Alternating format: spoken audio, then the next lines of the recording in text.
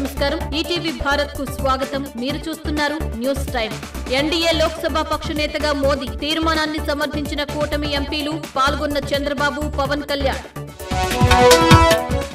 NDA కూటమి అసలైన భారత స్ఫూర్తిని చాటుతుందన్న మోదీ పేదల సంక్షేమమే ప్రథమ కర్తవ్యమని వ్యాఖ్య రాజ్యాంగ విలువలను పరిరక్షిస్తామని హామీ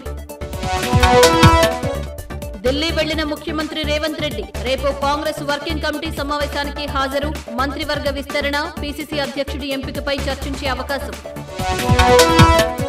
కాళేశ్వరం ప్రాజెక్టు బ్యారేజీలను పరిశీలించిన మంత్రి ఉత్తమ్ కుమార్ రెడ్డి వర్షాలకు ముందే పనులు పూర్తి చేయాలని సూచన అనుకున్నంత వేగంగా జరగడం లేదని అసంతృప్తి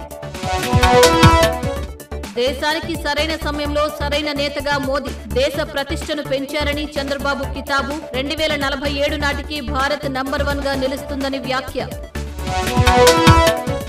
మోదీ నేతృత్వంలో భారత్ ఏ దేశానికి తలొగ్గదన్న పవన్ కళ్యాణ్ విజనరీ నాయకుల బాటలో పయనించేందుకు సిద్ధమని స్పష్టం మేమంతా మీ వెంటే ఉన్నామంటూ వెల్లడి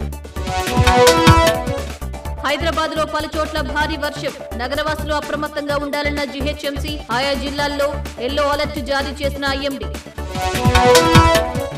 ఈ నెల 21 వరకు కవిత జ్యుడిషియల్ రిమాండ్ పొడిగించిన Delhi Rouse Avenue court CBI దాఖలు చేసిన సప్లిమెంటరీ ఛార్జిషీట్ అంగీకరించిన న్యాయస్థానం మూడో రోజు ఎమ్మెల్సీ ఉప ఎన్నిక ఓట్ల లెక్కింపు పోటాపోటీగా షేర్ అవుతున్న ఓట్లు ఉత్కంఠ రేపుతున్న పట్టభద్రుల ఫలితాలు